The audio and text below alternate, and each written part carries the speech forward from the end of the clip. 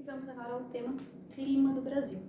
Antes de falar dos tipos de clima, eu quero relembrar vocês sobre fatores climáticos. Fatores climáticos, eles são aqueles fatores, aquilo que faz com que determinado clima tenha certas características diferentes de outros, ok?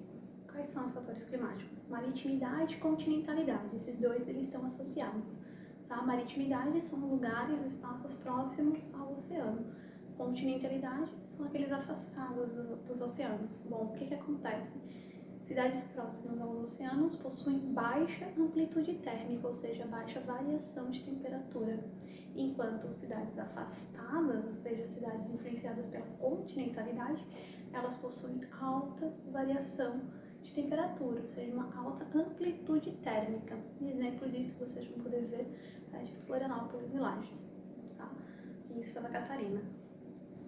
Terceiro fator, primeiro fator maritimidade, segundo fator continentalidade, terceiro fator altitude. Bom, altitude, né, ano passado, quanto mais alto, mais frio. Então, um exemplo aí de novo, né, Lages, né, São Joaquim, que são áreas que estão, são cidades que estão em áreas mais altas, né, em outras altitudes em relação ao litoral catarinense, e acabam ficando mais frio. Por que fica mais frio? Porque o ar fica rarefeito e tem pouco oxigênio e não consegue segurar aí a temperatura, ok? E o último fator, bem importante, que influencia bastante o Brasil, são as massas de ar e correntes marítimas. As massas de ar são as massas formadas em áreas de alta e baixa pressão, isso já foi explicado lá no sexto ano, então quem não lembra, dá uma revisada na apostila do sexto ano, tá? E são massas ou de ar quente ou de ar frio. A mesma coisa são as correntes marítimas. Existem correntes marítimas quentes e correntes marítimas frias. E elas influenciam nos climas, não só do Brasil, como do mundo todo, tá? Falando de climas brasileiros, o nosso Brasil, por ser um país enorme, de dimensões continentais, ele possui uma variedade climática bastante grande, tá? Nós temos desde climas equatoriais, próximos da linha do Equador, climas tropicais e climas temperados, ou seja, nosso país é um dos poucos países que nós não temos. Então, o único que a gente não tem é o clima polar. De resto, nós temos todos os outros dentro dessas variedades e especificidades do nosso território. Esse primeiro clima do Brasil são os climas equatoriais, localizados aí de verde no mapa, tanto claro quanto escuro. Esses climas equatoriais têm como características uma grande floresta, que faz com que tenha bastante umidade, que é a floresta amazônica, e ela só cria umidade devido à sua localização, estar próximo da linha do Equador. Então, são esses fatores, localização e vegetação, que faz com que aquele clima ele fica bastante quente, localização, e úmido, vegetação, ok? Segundo clima é o clima tropical da zona equatorial. No mapa está ali um vermelho ou um laranja mais escuro, que fica no interior do nordeste do Brasil. Esse clima, diferente do equatorial úmido e semiúmido, ele é considerado como semiárido. Sim, ele é bastante seco devido à sua localização e quente também por estar próximo da linha do Equador. Seco, a sua localização em relação ao relevo, ao seu relevo. Bom, o que existe ali de diferencial no relevo? Nós temos na parte leste dessa área, que a gente chama de Planalto da Borborema. E o Planalto da Borborema não deixa que as massas de ar quente vindas do Oceano Atlântico e quentes e úmidas atravessem o Planalto da Borborema para que se chegue aí um pouco mais de chuva para essa região. Então, o que acontece? Eles ficam numa área totalmente semiárida, não chove pouquíssimo nessa região. Show? Então, ó, só para lembrar, o tropical da zona equatorial, então, dois fatores: localização, linha do Equador, extremamente quente, relevo, Planalto da Borborema, impede a entrada de massa de ar, fazendo com que aquela área fique seca. Fechou?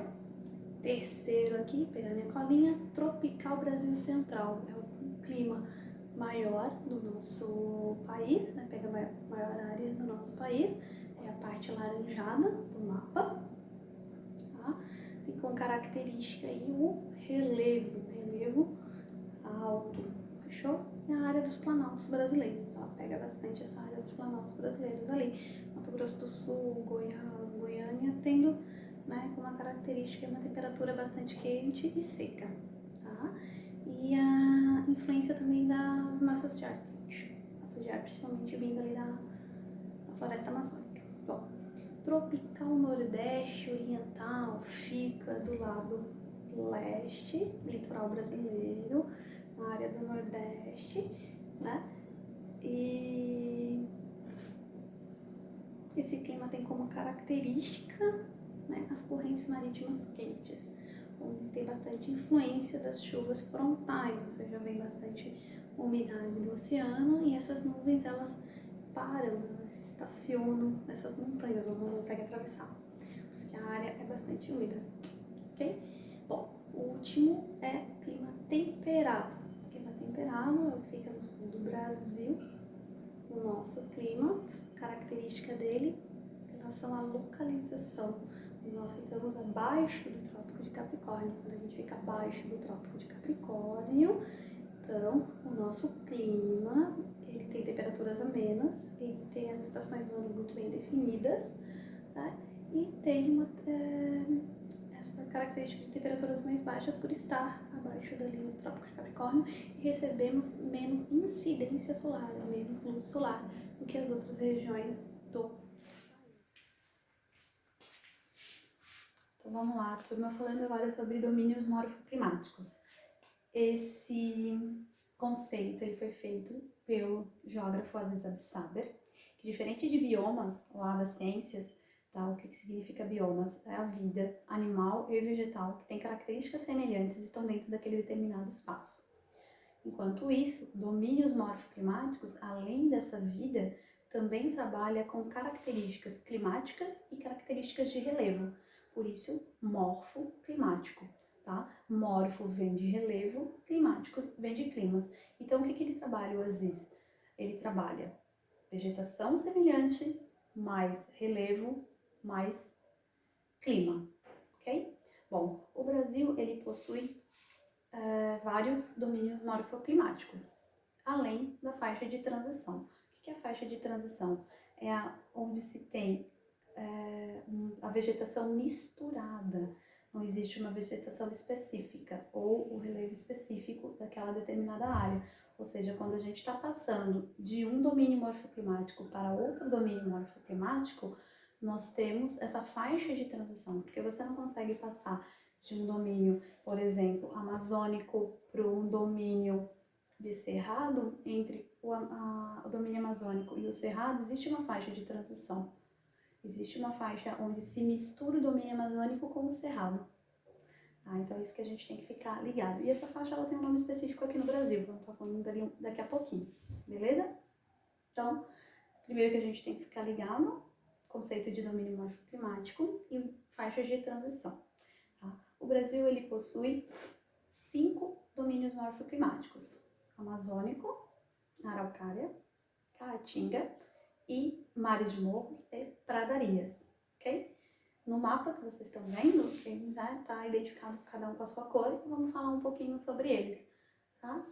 Domínio amazônico, características semelhantes. O que tem nesse domínio de semelhante?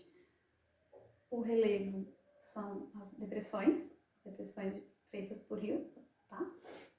Segundo, está localizado numa área de clima equatorial, bastante quente e chuvoso, e árvores de grande porte, uma floresta de grande porte. Essas 3 características fazem com que nós tenhamos o domínio morfoclimático amazônico. O segundo domínio é a caatinga. Caatinga, ela fica entre 2 planaltos, está também numa área de clima equatorial, tá? Só que diferente do amazônico e devido a essa característica de relevo, aí a gente já falou sobre o clima deles, é o clima de semiárido, bastante seco e quente, fazendo com que a vegetação daquele espaço seja vegetações esparsas, o que é esparsas? Uma árvore bem longe da outra e de pequeno porte. A vegetação ela não tem um grande desenvolvimento nessas áreas, tá? Terceiro domínio, o domínio de cerrado. O domínio de cerrado tem como característica os planaltos, beleza? Característica essa característica de relevo, característica climática bastante quente, com períodos específicos de chuva. Tá? A questão do solo, ele tem um solo bastante ácido, onde a sua vegetação ela possui árvores tortuosas e árvores de médio porte, chega aí 1,60 m, 1,70 m de altura, a sua vegetação. Tá? O quarto domínio é o domínio de mares de morros, característica climática bastante diferenciada, porque ela vai desde o clima equatorial até o clima subtropical, então não é uma vegetação que tem uma característica específica do clima, mas sim a influência maior dela é a questão do Oceano Atlântico, está próximo ali ao nosso litoral, ao litoral brasileiro. Então a vegetação dela na parte mais ao norte, a vegetação ela tem um grande porte. À medida que a gente vai vindo em direção ao sul do Brasil, essa vegetação ela vai diminuindo o seu tamanho e a sua variedade. Também é conhecida como a vegetação de Mata Atlântica, que é a nossa vegetação aqui do litoral. Tá? Esse domínio morfoclimático, a característica dele é estar próximo ao litoral. E o último ali são as pradarias, que são os pampas gaúchos. Tá? Característica de clima subtropical, fica em planícies e também possui a vegetação rasteira, bem esparsa, tá? Bem baixinha a vegetação. Então são essas características dos nossos domínios morfoclimáticos. Então a aula de hoje é essa. Estudem bastante e espero vocês na aula de terça-feira na sala online. Beijão!